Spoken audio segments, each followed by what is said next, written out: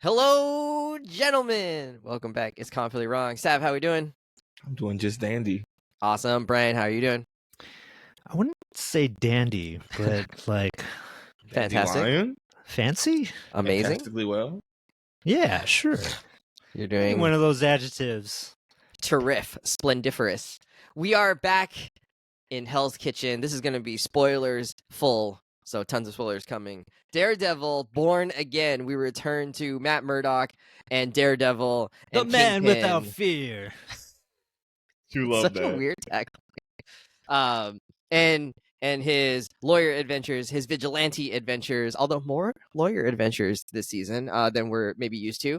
Where can you tell? It's been many years since we had the Netflix Daredevil series. We did see Daredevil in She-Hulk, and he showed up for a minute in Spider-Man. And he had a walk of shame in She-Hulk. He did.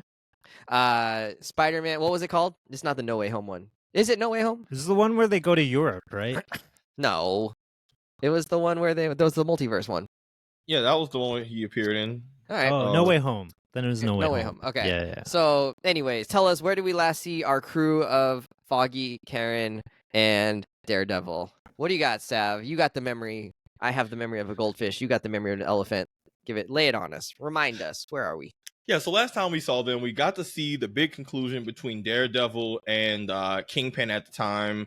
If you recall, at this point, Kingpin Daredevil, at the time. yeah, Kingpin has his him and Matt have their brutal final battle in Kingpin's apartment. Matt beats the crap out of Kingpin. This is all after also when Matt has tried to clear his name because the deranged Bullseye has been manipulated by Kingpin into also being a fake Daredevil killing folks. Things have gotten really nasty. Last we saw them know, at this point, Matt's friends are all aware of his Daredevil status, much to their own frustration. Matt has beat the crap out of Kingpin and beaten him bloodied, and they end on a bit of a impasse by saying, I'm not going to kill you, but we're going to end this because I will put your wife in prison, and that's enough to put Kingpin in line. We don't really shoot too much of our friends after that, but at that point, Foggy, Karen, and Matt have all opened their own small private practice. Kingpin is kind of chilling out because everything with his wife and her being basically threatened by Matt. Your boy Bullseye is getting operated on because his back got broken. The series ends more or less with them having as close of a happy ending as you're going to get. And then for characters like Kingpin, who had a little bit more story after that roading into the show, we saw him last in Hawkeye, where he was terrorizing the family of Kate Bishop through his mob connections and the Tracksuit Mafia and all that good stuff. And if we recall, it ends with Maya Lopez shooting Kingpin in the eye or the face, which then leads us into... Wait, you forgot the best part. He was showing up in a Hawaiian shirt and a white suit. Yeah, the classic Kingpin look, the OG look. Shot him in his white, his Hawaiian shirt, Christmas outfit. White suit, licked him. He was on vacation, thinking, look, he's a snowbird. A snowbird. He gets shot. Kingpin then reappears in the show Echo with Maya Lopez, where he's been learned that he's recovered. But it's important for this show because during the time that Kingpin was shot in the face and recovering after being shot by Maya, he was not in the picture when it came to running his criminal enterprise, and his wife Vanessa took over. And that kind of sets the scene for Daredevil, where going into episode 1, Matt, Foggy, Karen have their practice. Kingpin has been kind of out of the picture because he's still been recovering, but he's kind of coming back in. Vanessa's taken over. Bullseye's still a nut job. And she's good at it. She's good at running the Empire. But that's kind of more of us getting into Daredevil itself. In terms of painting the picture, Kingpin was out because he was shot, but that's not because of Daredevil. I think that more or less gives us a solid idea of where we are going into episode 1. And then the previous Netflix Daredevil series canceled after 3 seasons. Yeah, that's sort of where Netflix canceled all of those shows. And do you think it's because Iron Fist ran them into the ground? Is that what happened? I don't think so. I think it was a mix of money, and they probably touched on all the stuff they wanted to do. And I think at this point, Disney was already shaping up to kind of want to do their own TV platforming and programming. Yeah, so this is back when they just let Netflix and a different Marvel studio handle it. So they wanted it to expire. It was probably a mix of we've done all we want to do. We don't want to spend that much more money down the line because we want to invest in getting our Disney Plus shows off the ground. But Iron Fist being absolute ass did not help. And probably we're in agreement that the Daredevil series was the best of the bunch. Yeah, I'd I say thought but I thought season 1 of Jessica Jones was really great, Agreed. where we had Agreed. David Tennant as Yeah. the main villain. yeah. Most folks will say Daredevil's best, and then Jessica Jones, Luke Cage are kind of like in a similar tier, depending on I think maybe genre preferences. With Iron Fist being bad, and then Defenders having its moments where in some parts it's good and others it's bad, primarily because of Iron Fist. Thanks a lot, Iron Fist. I know Iron Fist is not the best, and the actor is just a little bit weird, and some of the storylines are a little bit like wonky. He's a dated character, bro. He was a white guy, a rich white kid who becomes a kung fu master, and it's just like the world He has also evolved just plays past it the needs for these weirdly. stories. Yeah, he apparently he didn't want to like do any of the choreography and practice for the fights, and so they come off a little bit weak. And he's just like I don't know, whatever, it's fine. There We was a don't have lot to, of like, stuff going. we don't have to bury the dead horse, but I want to give a shout out in that show to the woman who kind of like mentors him a little bit and is kind of Colleen? his foil. Yeah, I think it's Colleen. I thought she did great. Like her acting and her action scenes were terrific, and so if you ever go back to that show, look out for her. I think she did a great job on it. All right, so we're back here with Daredevil Born Again. Yeah, buddy. Yeah, I mean, spoilers happening from here on out. For episode 1, huge in terms of what happens in it, right? Like we get Foggy Nelson, and this is like spoilers. At the end of it, he gets shot. Bullseye takes him out from afar. Unclear on whether Foggy was the actual target, although we know that Bullseye doesn't miss, so seems like he was. So you just answered it. Yeah, but like, We do like have we're the not answer. sure. We're not actually sure why he takes out Foggy in particular, and not Matt Murdock, right? Like his beef is more with Daredevil. But maybe it's just to make Daredevil suffer, right? Like he knows that like taking it Foggy is gonna like wreck him. So maybe that's kind of the point. We don't really know, and I think that's probably one of the weak points of the show so far. But what did you think of episode 1 by itself as kind of a way to kick off the show? Brian, lead us off. And you forgot to mention that Matt throws him off the roof. Bullseye Right? hitting the pavement. Oh my god. Brutal. How he survives that doesn't really make a lot of sense. Bodies are resilient. People be living but through just dumb shit. kind of wild. Yeah. Kind of wild that I do wanna they say, took it to too- that extreme. Yeah, that made me think of this. Before you go on, I think we should say that like Disney Plus shows have not been hyper violent, and neither has most of the MCU. This show promises to return back to that Netflix era, and maybe even goes over and above that in terms of like the level of violence and gruesome like body horror stuff that we're gonna see here, like broken bones coming out of arms, people getting shot, like you said, showing us the full effect of Bullseye getting thrown off the building. They do a wide shot and we see his body slam into the ground. So this show is not pulling punches and being like a traditional Disney Plus or MCU show. It is trying to carry on that same DNA that the original show had of just being brutal in all of its ways. Keep going, Brian. I'm sorry. Well, it's interesting that you bring that up because that's how the show is marketed, right? Yeah. Like they, where they really emphasize the sound effects of the broken bones and the fight scenes and all of that.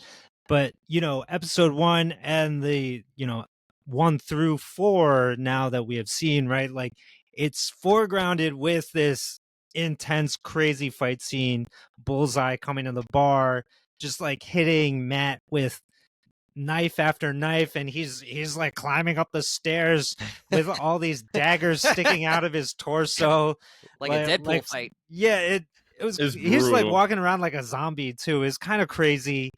And then you have this like over the top climax of Bullseye getting thrown off Did the you not building. like it?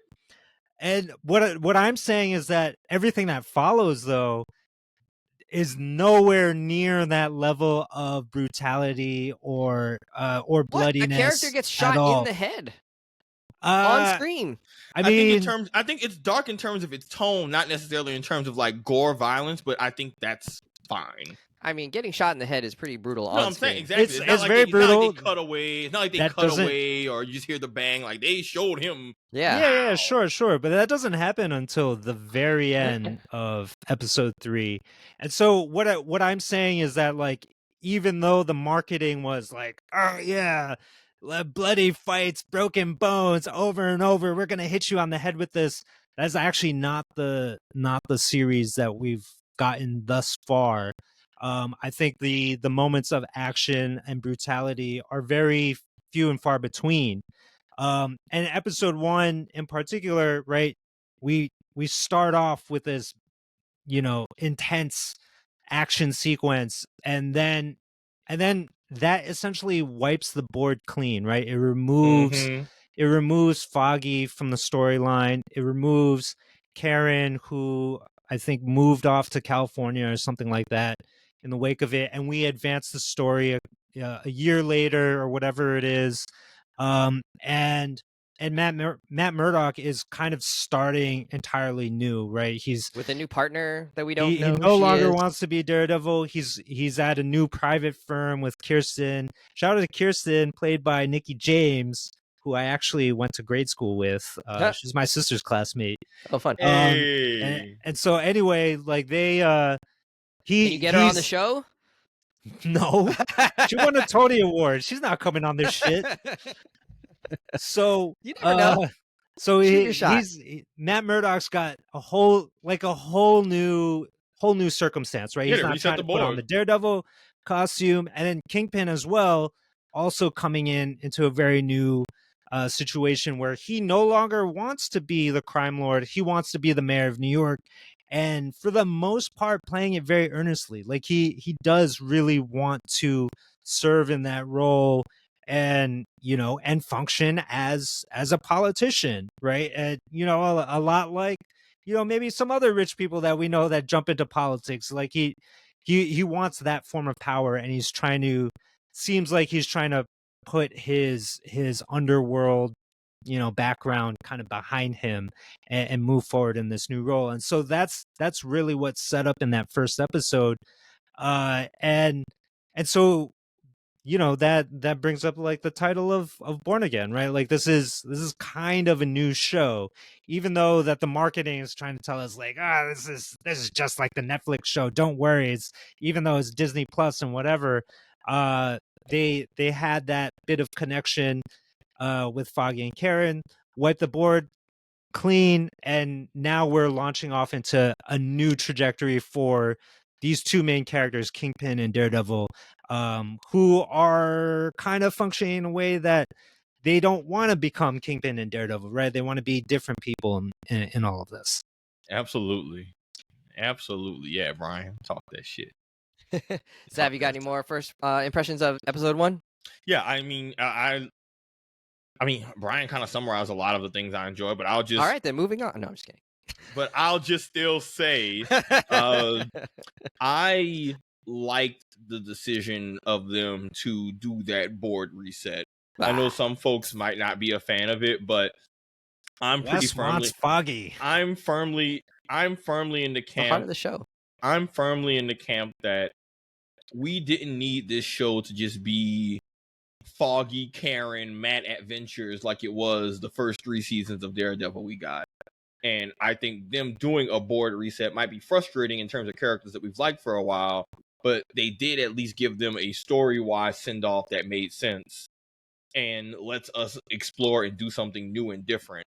I think this might have felt a little stale if we had just been getting more of the same of Foggy telling Matt, be careful, and Matt proceeds to not be careful and beat a bunch of people up and then get beat up himself, and everyone worrying. Like, it's frustrating that we lose those favorite characters, and R.I.P. Foggy, that really hurt me when they killed him because I'm a huge fan of Foggy, but it's giving them room to try new things and introduce us to new characters and endear us to new characters.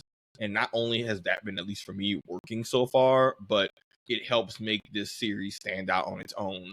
And I felt like that was further validated as we got to see the later episodes, which I think are taking good advantage of there being just more space for new characters.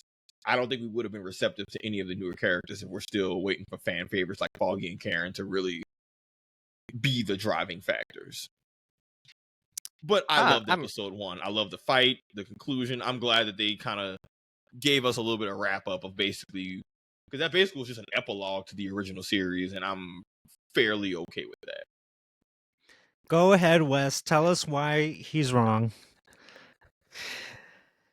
It felt rushed. I don't know. I mean, Karen and Foggy have been such a big part of the show, and for them to be like, I don't know. I can't remember if Savon, maybe you remember. Like, I don't remember if Karen and Matt were like flirty and kind of together at the end of the last series, or the Netflix Yeah. series. It I seemed mean, like it in episode 1 of Yeah, this no. new series. yeah, I didn't know if that No, was they like were a new thing they or became if like they became a thing because kind of like that yeah, was but like Matt's didn't they love not interest become yeah. Keep going. after Sorry.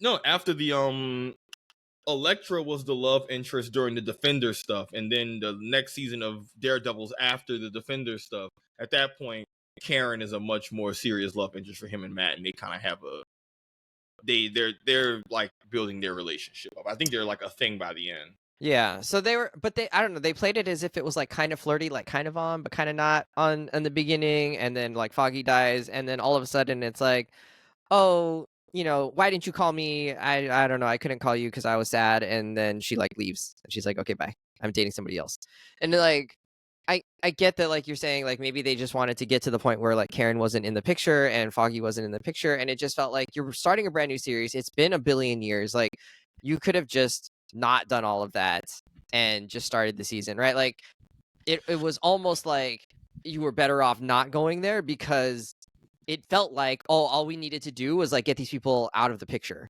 right? And then they So don't show up again. There's no actual ramifications so for Karen leaving.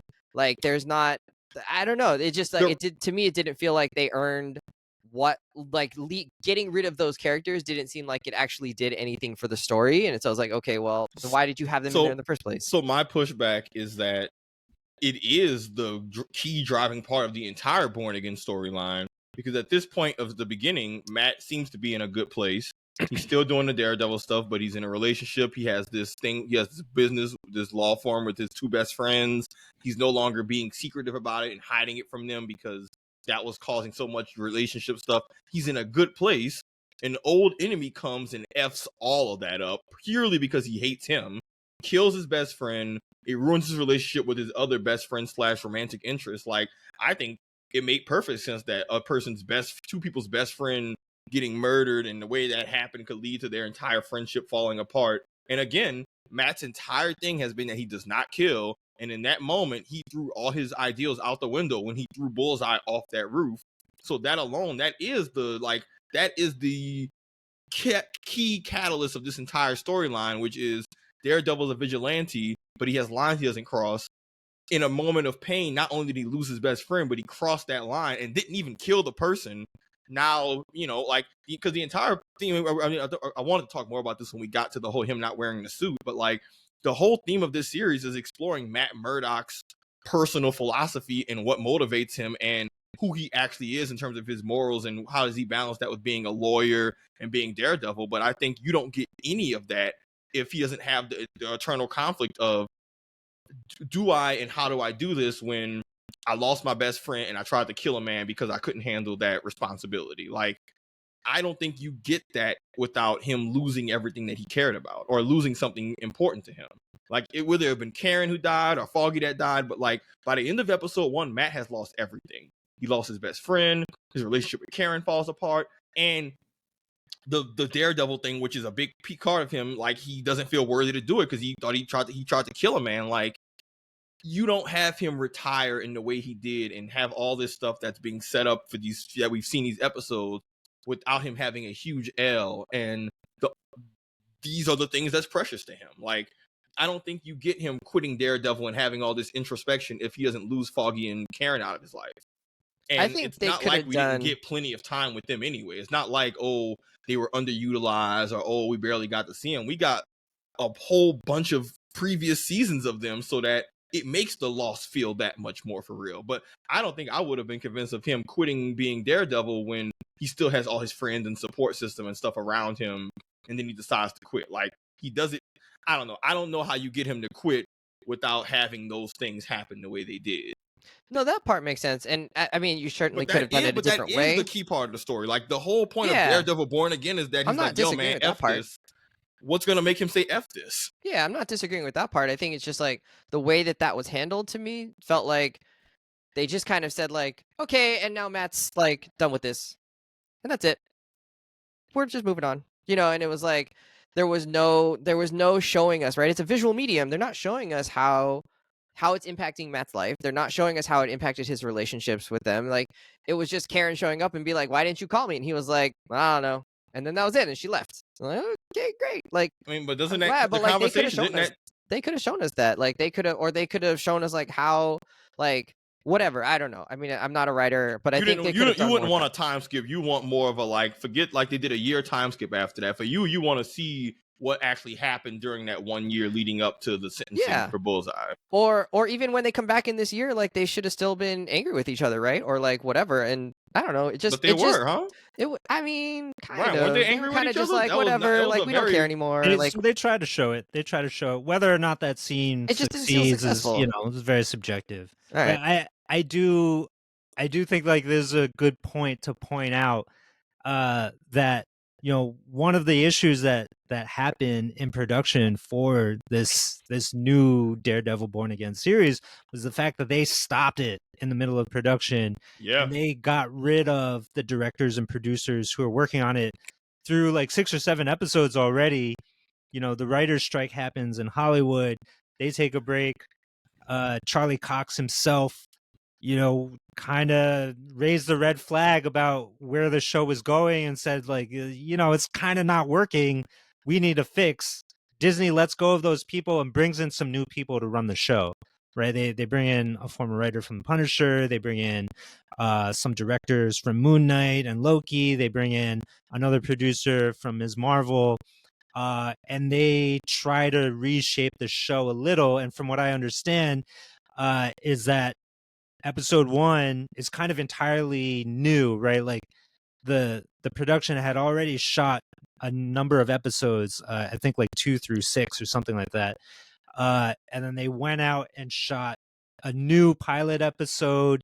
They brought in Foggy and Karen, who were not involved at all. And so all of that stuff of bringing in this connective tissue to the old series was not there before. And I think the problem, from what I understand, was that it was neither Born Again was neither a reboot nor was it a continuation, and it was like in this weird gray area that just The worst of wasn't, both worlds. yeah, it just wasn't like doing anything.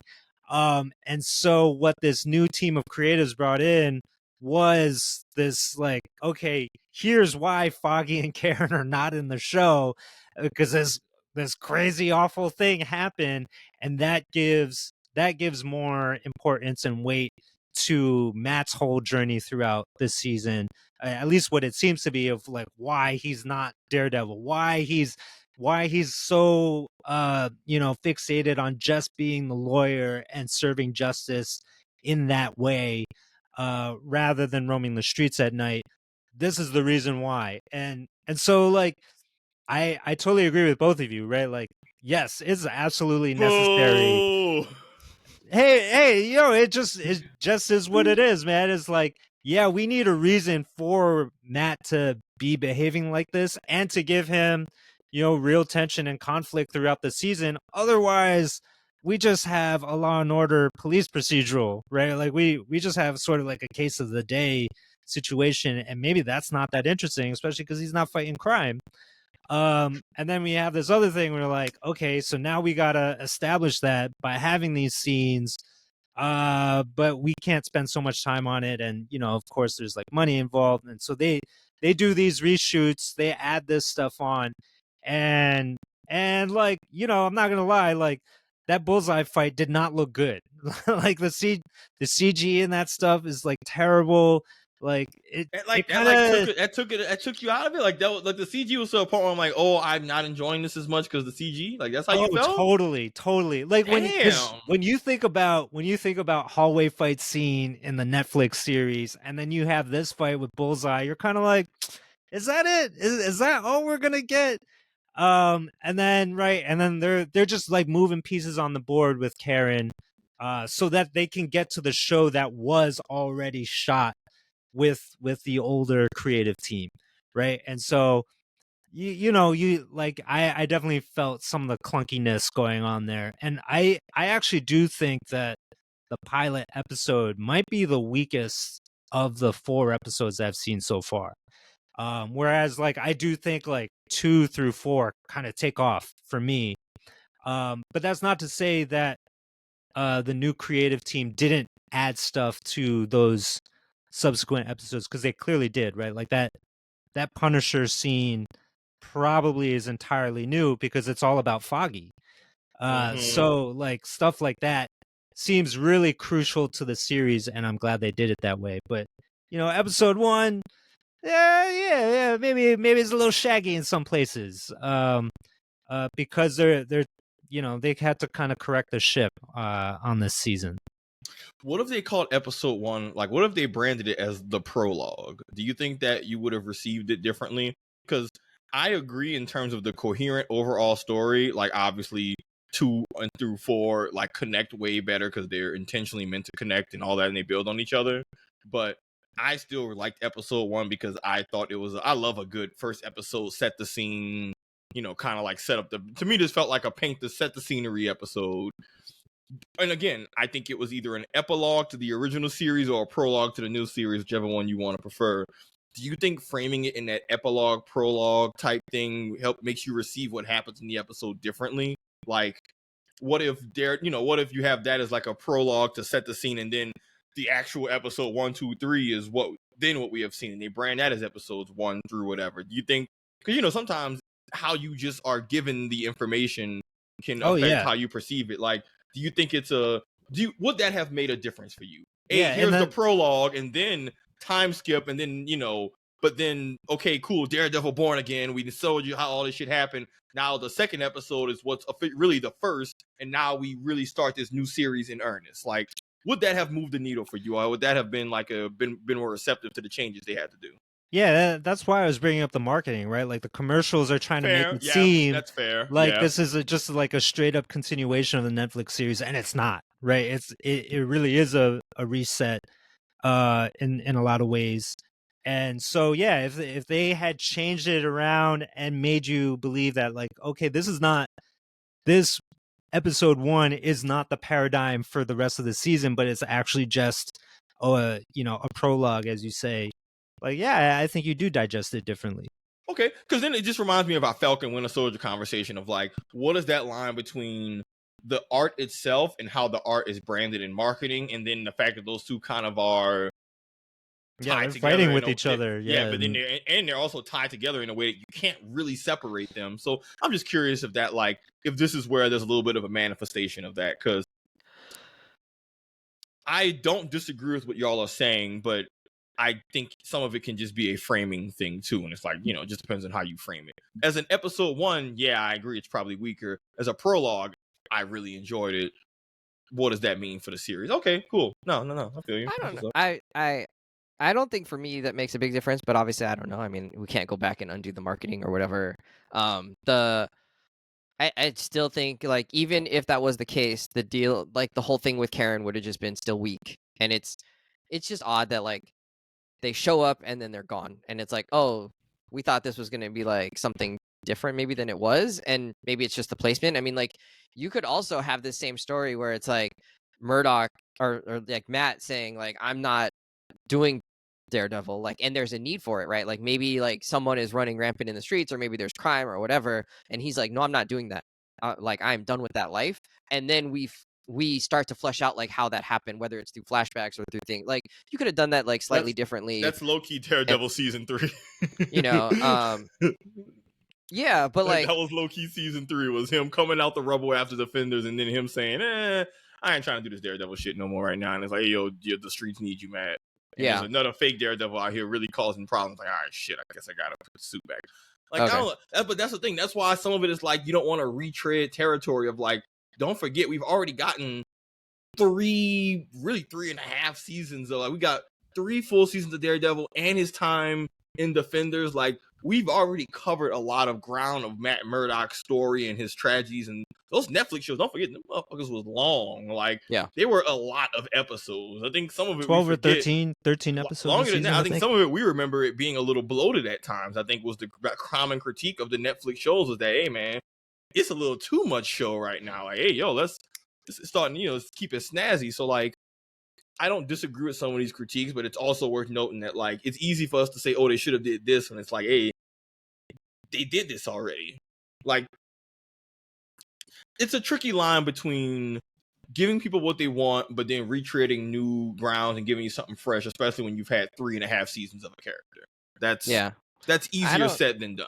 I don't mind, and we're going to talk about this. I guess this is where it's next, is like, we're not getting a whole lot of Daredevil in the suit. This is really focused on what does Matt do as himself and as a lawyer, right? And how does he use his investigative powers more than he's using his like fists to solve problems. And like, that's whether why I this love is, the show. Yeah, whether this is working or not. And I think it has been working. I think like his willingness to try and defend all these different characters and like try and fight for what's right and trusting in the system, and then or trying to trust in the system in a way that's like different than we've seen him before, right? Because before he took things into his own hands because he didn't necessarily trust that like everything was going to work out, or that it needed a different way of working. And I think that's obviously the central crux of his growth in the season, or his conflict in the season, is whether he's going to be able to completely trust in the system, or whether he does need to break out the Daredevil suit again to make things right and to make things happen and to bring justice to the city. Yeah, I don't know. I think I've said all I'm going to say on the Karen thing, or like how that situation worked out. I don't think the prologue would have made a difference for me. I think it's just like, we never agree about relationships and shows. I just didn't like how they executed it, and I think how they you're right. executed Foggy. But I do think you're right in that I didn't really think about this, in that like it was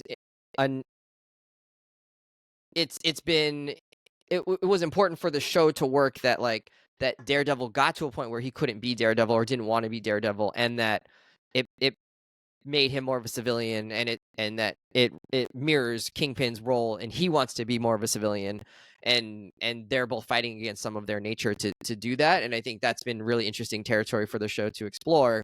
I just think the way they got there was like, could have done with that. I wish they would have done that differently, because I didn't enjoy that. I was like, where's Karen and Foggy? Like, are they just not going to be in the show? And like by episode 4, I'm like, oh, okay, I guess they're just not in the show. So like, well, you knew by episode 1 Foggy wasn't going to be in the show. I don't know why they're. Well, episode 4, he's like, well, so waiting. Where's Foggy going to show up? Is Foggy coming back? What's going on? I mean, you can have Foggy come back in other ways besides being there, or like maybe necromancer. There's a necromancer. If you want this to be the goofiest, like you want this to something heel turn and be the goofiest shit. You can do flashbacks. You can do other things. You can have it be where Foggy is a He's presence. got Iron Man tech. I don't He's want alive. I don't want flashback of Daredevil seasons 1 through 3.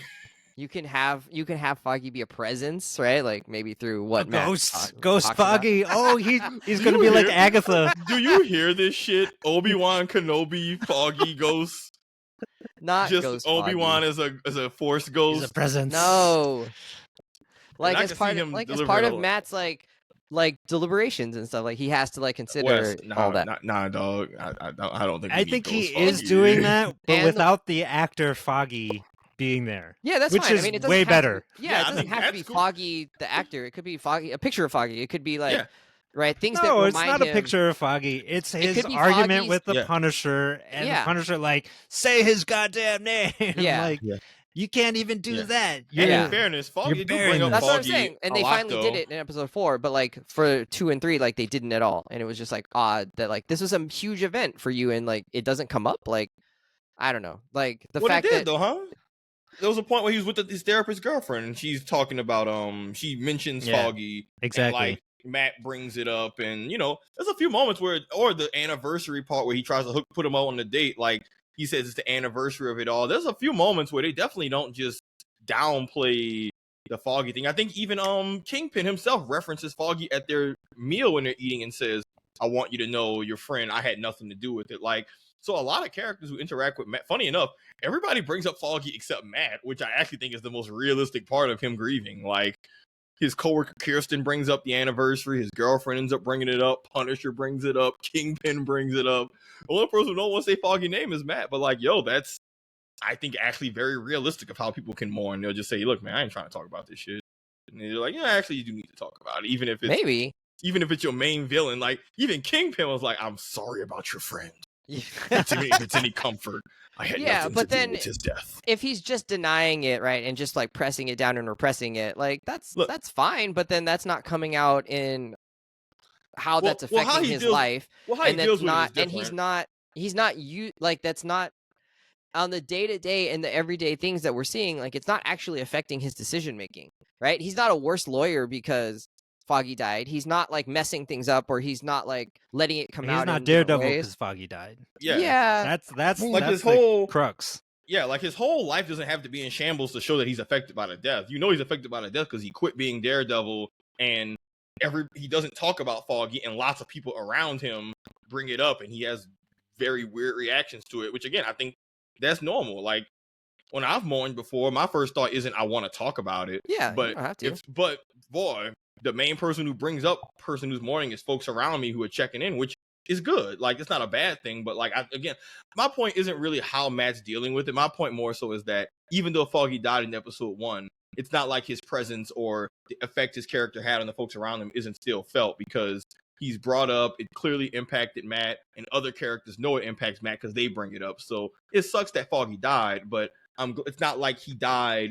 They gave him an excuse to quit Daredevil, and then they just never mentioned him again. Like he's for a character who's dead, the ghost of his actions and stuff clearly floats around. And even when you say, oh, Matt being a lawyer, I would argue Foggy's death motivated him to be a better lawyer because that was part of why he stepped away and he wanted to be the decent, caring, work with the system person Foggy was. Like, I think this I is don't where think it's authentic. I don't think it's authentic to who Matt really is. I think Matt's in denial about that, and that's one of the really cool parts about this show is that I think he's trying to, I think in my opinion, honor Foggy's legacy by trying to do it the right way, realizing, yo, man, you Daredevil. You beat MFs up. You know who you are. yeah, And that's part of what makes his struggle in the show, so dope, is that he's trying to help regular folks with the law shit, but then when it's all said and done, he's like, yo, some people just need to get their ass beat. and he's right on both fronts of like, yo, you got to use the system, but yo, some people do just need their ass beat. Yeah, what you gonna do about it, Matt? I think this is really where those production issues that Brian referenced is actually like showing its head, in that like it's just like there sometimes and it's not there other times. And had they known that they were going to do that from the beginning, I think they could have done a better job of making sure that like this was something that was like actually like part of the DNA of like the plot and the show and the character building, rather than it shows up every now and then, like someone mentions it. Like that's fine, but it's not. I don't know. It doesn't feel like it was actually part of the show. Let's keep going. I do think you've helped change my mind in terms of like where, like, that there is some like plausibility to like how this thing is playing out. Whereas like I was just like, this doesn't feel real. So maybe like you said, maybe this actually is like more real. But I don't know. In some ways, to me, it feels like a weaker show because of that. But there's tons of other things that have been really strong. In terms of like what the show has done. I think I really enjoyed like the White Tiger stuff. I've definitely enjoyed after episode 2. I think I was like, I really want more Kingpin and Vanessa, or maybe it's after episode 3. I want more like Kingpin and Vanessa stuff. And then episode 4 happens and we do get more Kingpin and Vanessa stuff. And so I was like, oh, okay, like they did do that thing that I was kind of like annoyed. I was hoping for more of. And it did. So in some ways, like, maybe I just have to be a little bit more patient, right? Like the thing with Foggy, it does come back a little bit more in terms of like the Punisher episode, or the scene with the Punisher in episode 4. And so, we'll get to things as we go, right? We're only halfway through. There's still more to come. And that's Patience. Yeah, patience is okay. It might be worth noting also that the original series for Born Again was sketched out as an 18-episode series. Whoa. Or season rather, and apparently now they chopped that into 2 seasons, right? So like this is like a 9-episode season, and then season 2 is going to be 8, right? So okay. they're doing a lot of like reshaping things, and so maybe some of that slow burnness with the plot is a product of the fact that they charted out this 18-episode thing. And so things aren't meant to really culminate until much later. Yeah. You can have a slow burn in terms of plot, but I don't know that you can have a slow burn or like an inconsistent burn in terms of feelings. Well, it was sort of like built episodically as well. So I don't know what you're talking about in terms of feelings. I think there are a lot of feelings going on through I don't think these first 4 episodes. I don't know. All right. Maybe I'm wrong. Okay. We talked about production challenges. We talked a little bit about Matt not being in the suit. I think that's actually worked quite well. I've enjoyed the fact that like he's mostly living his life as Matt Murdock. I think eventually we're gonna get him back into the suit, right? At the end of the last episode that we saw, episode 4, he opens up his chest of armor, and we see a bunch of helmets that he's worn in the past, I guess. That's what I love to do after an evening with a lady. Open up your chest of helmets. Yeah, let's let off some steam on the rooftop with my billy club. Yeah, practice some martial arts. So I don't know, Brian. Have you thought that worked to have him out of the suit more than in the suit?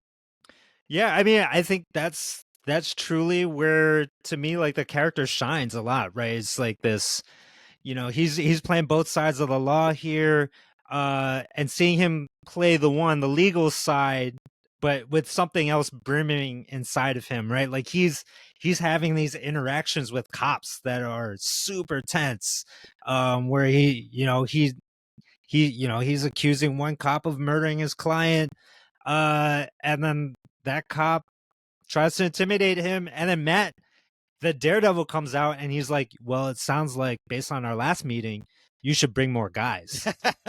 Right? Like That was awesome. That's some like tough talk coming from a blind lawyer, but knowing that he's actually Daredevil, you're like, I hope that we see that. And I think we very well might. What he said in court, my dad said the best trick to avoid a black eye is have fast hands or something like that. Yeah. I'm just like, what? Exactly. Dick. Exactly. And he's the one that gave him that black eye, right? Heard you got into a fight, officer. Hope you're all right. Yeah, on the witness stand. In front of all them people. Hey, I heard you have winked at that guy. Yeah, I heard you got your ass whooped. What? Hey, you would like to talk more about that? Don't worry about it. Nobody's gonna believe the cop if you start saying like, "Oh, this guy beat me up because I was chasing after the informant." Yeah. Yeah. So I actually really enjoy it, and I do think that him as a lawyer, and then also working on the White Tigers case specifically, just have like a lot of fun, interesting explorations of what it means to, be a hero in this, at this low level of, of street level crime in New York City, and how everybody is engaging in that, right? Like the cops, the just like people on the street that you see in the BB report, Matt as a lawyer, but also as a vigilante. All of that is in this like interesting stew, and they get to explore a lot of that in this format. I think the BB report has not added enough to justify what it does. I mean, it's fine. It's only a few seconds, every so often, but I don't know. It's all vague stuff. Like maybe I it's just building think, up in the series. Also, also it's cool though. It's a nice little way to just get like, I like the little documentary because I think that's a cool little slice of life of actually trying to build out the city. What I've enjoyed with Daredevil, now granted, I'm not gonna pretend I'm some New York expert, Brian. You could speak to that better than me, but like, I do like that, especially in the context of the larger MCU where things can get a little bit more fantastical and a bit out there. This show very much grounds itself, and I think things like them doing the street interviews with a bunch of New York looking people and folks who, I don't know, Brian, in my mind, I'm like, does that look like an actor? That might have just got a random New York dude and was just having them do like a fake interview type stuff. I don't know. Maybe it's cheesy, maybe it's a little hammy, but to me, it made the city feel more real and it gave a little bit of life to how they're talking about New York rather than it just feels like generic city A, B, C, D, E, F, G. It feels like it's been brought a lot. I like it, and I think that they're gonna definitely build up to it in an interesting way because the girl's leaking information that she gets because that's what happened with the dude with the thing that pissed off Kingpin, and clearly Kingpin's trying to take advantage of that too. So it's gonna play into the plot and how people, maybe media, news, how you flip things and how that affects portrayals and all that. And then all of that of her being, a relative of Ben Urich, the reporter who got killed in the original series. Like, I am a big fan of those street interviews, and I think it's going to absolutely pay off in a dope way towards the end. And at the very least, I like the idea of them just asking random New Yorkers what their thoughts are of these comic book characters that we tend to have other opinions about. Like, we know Kingpin's a villain, but what does a fictional New Yorker actually think of Kingpin in the context of a city with lots of crime and all kinds of shit? The answers people gave weren't crazy. Or people who didn't rock with Kingpin. Those answers, like, these felt like real things people on the street would say about their local politicians, even if Kingpin we know is a monster. It's like, yeah, but they got folks who would probably say that about somebody who did do all the shit Kingpin do. And I think it's a little thing that adds a little bit of stylistic spice to the show, and I think will be plot relevant. But I'm a big fan of it. Yeah, I mean, it's what real people are talking about right now, like all over the streets of New York and probably all over America. They're like, what about this guy's past? Like, he's got buried bodies. What about that? And then you got other people saying, like, there's too much crime on the subway. We need to rein it in. Like we need to be safe in our communities, and all the other different voices in between those polarities, right? You got the old Italian dude, the young black woman. Yeah, they got like the full. It feels like New York. I do think it adds a lot of dimension to the setting of a mayor and a street level vigilante, right? Like, and there's going to be people around them that they need to build out to help make the environment feel a little bit more real. Now, like, does the BB report itself, like, stylistically, like, feel real? Like, okay, somebody filming like a news show in film, in a, you know, like grainy film, like maybe that's kind of weird. What they really should have had was like the dude from Subway Takes. Kareem, what's your take? What's your take? Like, yeah, mattresses are overrated. 100% disagree. Right? Like maybe maybe we could get that guy, and then like it would feel really real. I love that guy. Or we could get some like side talk action with a little bing bong. Bing bong. But like you know, otherwise like you get the idea. Like those kind of things do flesh out like that the city is part of this, right? And that real people have stakes in what happens with the decisions that Daredevil and Kingpin as mayor are going to make. Yeah, it was cool to see like an old lady. It was cool to see like one dude be like, yo, man, yeah, Daredevil, vigilantes, hell yeah, these criminals out of control. Someone gonna beat their ass? Yeah, I'm absolutely here for it. And then another person and you know, a separate person say, give good reason of like a heavy New York accent guy say why. Yeah, I heard Fisk killed a guy. Yeah, I'd like to see that. It's like, yeah, that's some like. Yeah, I'd like to see it. The interviews and that stuff sells me and endears me to the idea of, I guess I can see how Kingpin could be elected mayor. Because for me, the whole Kingpin runs for mayor arc was always kind of iffy to me. Partially because it's a little weird, right? Partially as a reader, you know that he's so evil, so like it's less believable to you. And sometimes, you know what it is? Sometimes comic books can struggle to let you know what the public perception of villains are to people who aren't in the superhero world. And in the series, you know Kingpin is a monster, but you don't really know to what extent regular folks in the streets really have an opinion about him. You know he might be a little gangster, but like politicians have been criminals all throughout history. Someone having shady connections isn't some unheard of thing. In fact, that's probably the most realistic part about him being mayor is that the man's low key a criminal. It's like way believable on the right now. real. Like that's probably more believable. But I think they fleshed that out by bringing in regular citizens. Otherwise, I would have had a harder time believing someone like Fisk could get elected because all I've seen is the awful shit that no one knows about, and so your brain can have trouble separating Fisk, the character you have seen as the viewer, versus Fisk, the fictional figure in this show that people in this world only have limited information about. You might know he's a little dangerous. You don't know he beat people to death with his hands. All right. This show is also, because Daredevil is not in the suit very often, we're not getting a ton of like just action scenes. And we've got the fight scene that we had between Bullseye in the first episode. We had a pretty cool apartment fight scene with Daredevil versus a couple of cops that came to try and kill or kidnap the informant that was supposed to testify on behalf of White Tiger. That didn't turn out to be great, but it didn't work out for White Tiger on that one. Also unfolded. Yeah, he said, "Ooh, I don't recall saying that at all." Should have left your ass at home. Yeah, it was way worse that he got on the stand and said, "No, I don't." They got him doped up and everything. Damn, yeah, we got you the dope and everything. He got his dope. Yeah, yeah, and then dope and he just said, "Nah." Nah, There are a thank lot you. of cops here. Yeah. He got intimidated. So we're in this dialogue, pretty dialogue heavy show. We're getting a lot with Wilson Fisk and with his team. We're getting a lot with Matt talking with his clients. He defends a client, Leroy, who was caught for shoplifting like a box of cereal or something like that, or a couple boxes of cereal from Fiddle Caramel faddle, corn. caramel yeah. popcorn. Yeah, they made a big deal. It was fiddle faddle, man. They said that over and over again. And caramel corn. But he gets deep into like, yo, like the system is broken if they want to keep punishing me for like these small things when like I can't get my food stamps, I can't get these things that I need to like be supported, and instead the system only wants to send me to jail, right? And that's their only thing that they're like interested in.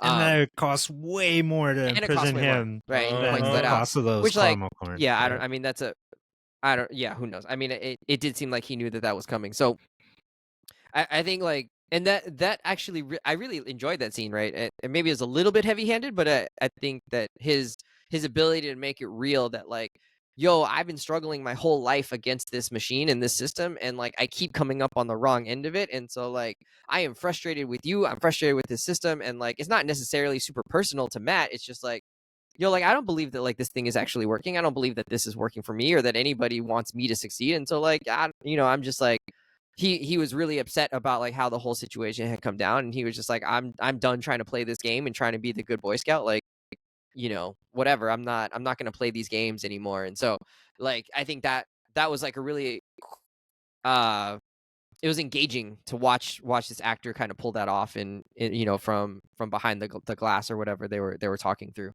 But yeah, anyways, I don't know, is it working for you? I think the scene between Punisher and Daredevil to me was intense. Like it was really strong, and John Bernthal got to kind of stretch his Punisher wings.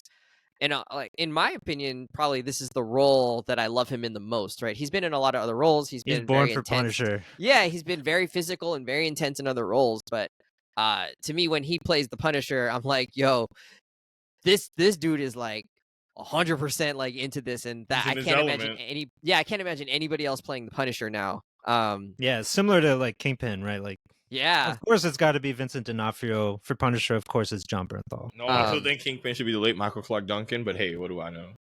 Oh, that could be he was interesting. the Kingpin in the Daredevil movie, I think, right? Was he? Little deep cut for y'all. I'm kidding. Let's keep it moving. Ben Affleck definitely is Daredevil. No. The one and only. Is it Colin Farrell? Is that the dude? He plays Bullseye. He played Colin Bullseye. Farrell is Bullseye. I never miss. But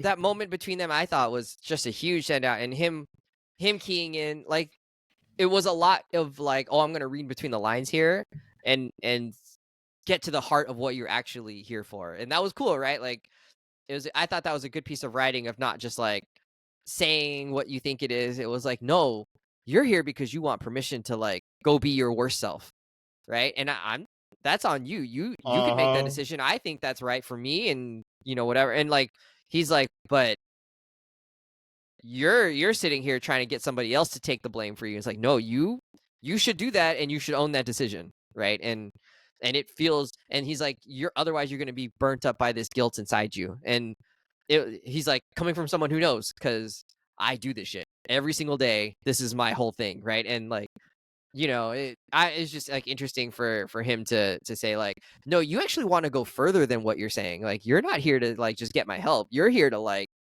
go for it. And if you are actually going to go for it, then like own that shit. And he's like, no, I'm not going to do that. Right. And he has this crisis of confidence in what he's actually trying to do. I thought that was cool. It's like, he's throwing him off in a different way than like someone like Kingpin throws off Matt Murdock. Yeah. Brian. It's like such a great character moment.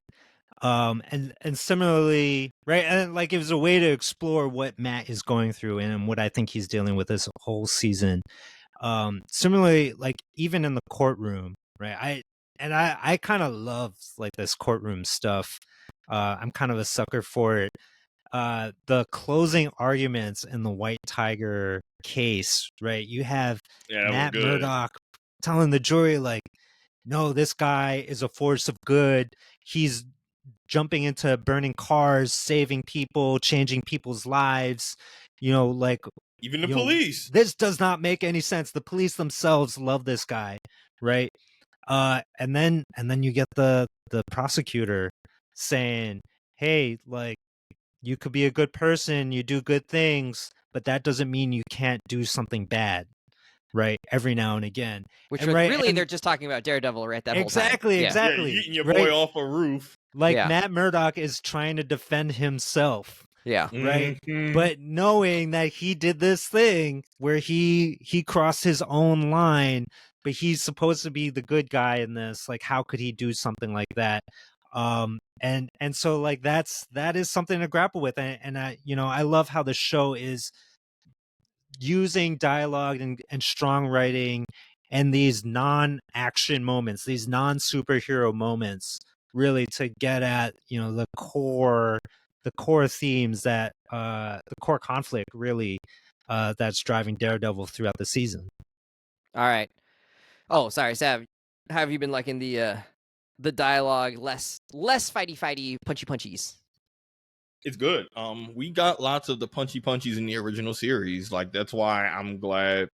What I'm enjoying with Born Again is that we're getting something a little bit different. And we're still getting some of the action fight scenes, but yeah, but we're it hasn't not. dominated. In sprinkles. Yeah. Like I said, we got the intro fight, which was again very separated from what the tone of the main series was and the main conflict. That was kind of its own thing. So really, in terms of the main plot and stuff, I barely consider that fight really, sure. But in terms of the Born Again, we haven't really gotten him. We got him fighting a couple cops real quick. But like, I'm liking the dialogue. I'm liking that it's all reflecting on. I mean, I said it before. I like that we have this cleared off board because we get to see new characters, have these interactions, have these fresh new conversations.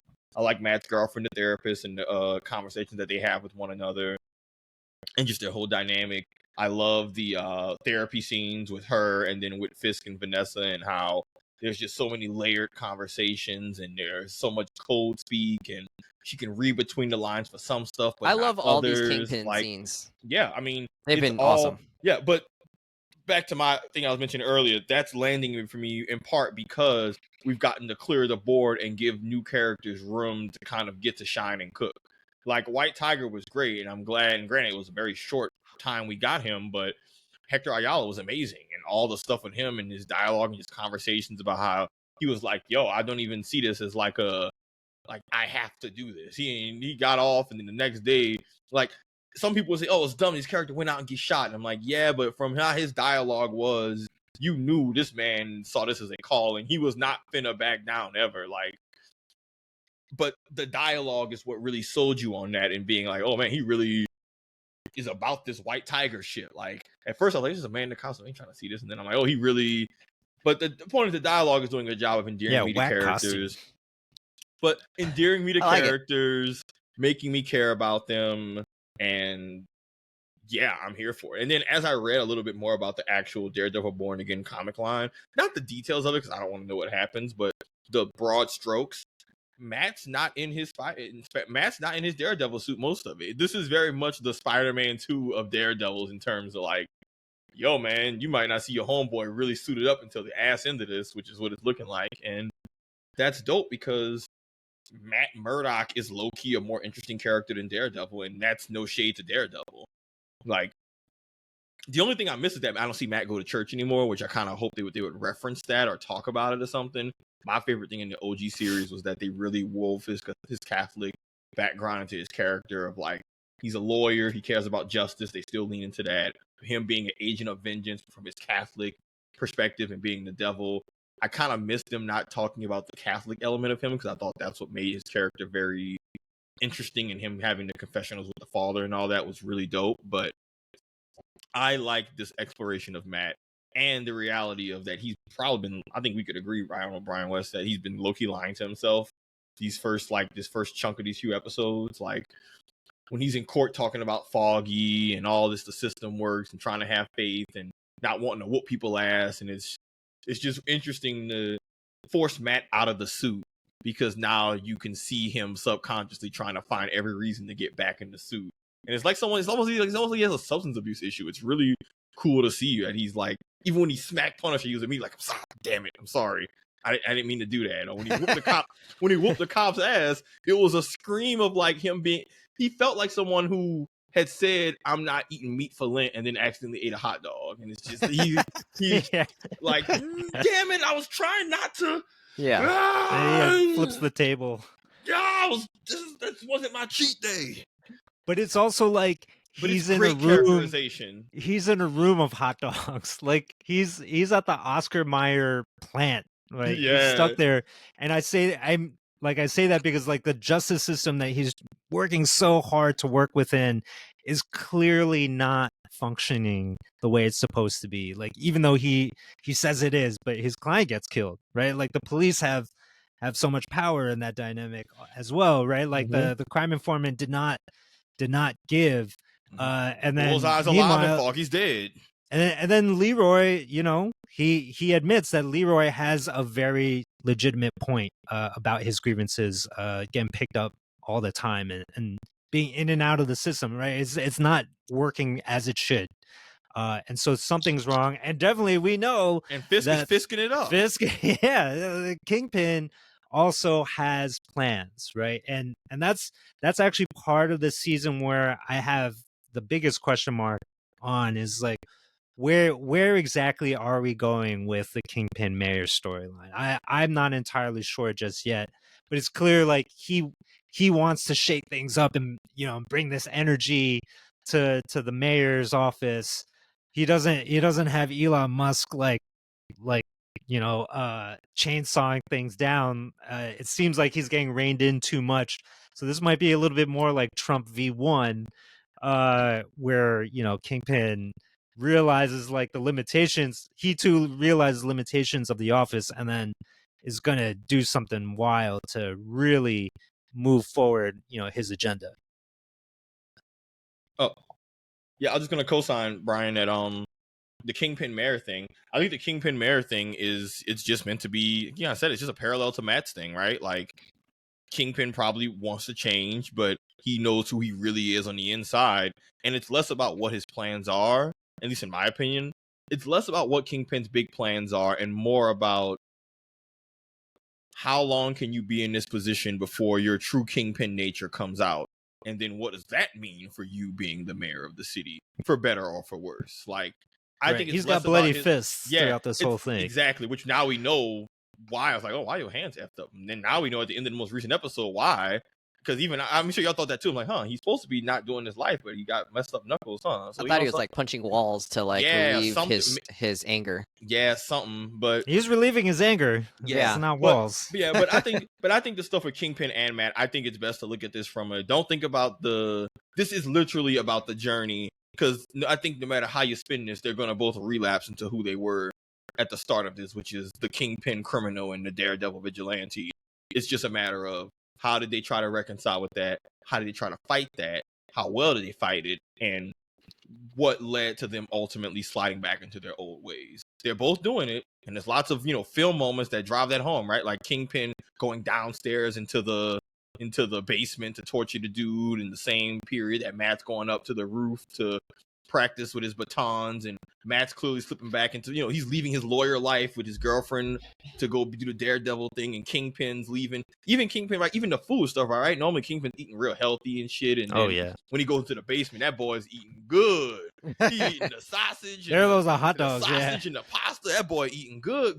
But like, the clear theme between both of them has been you're lying to yourself.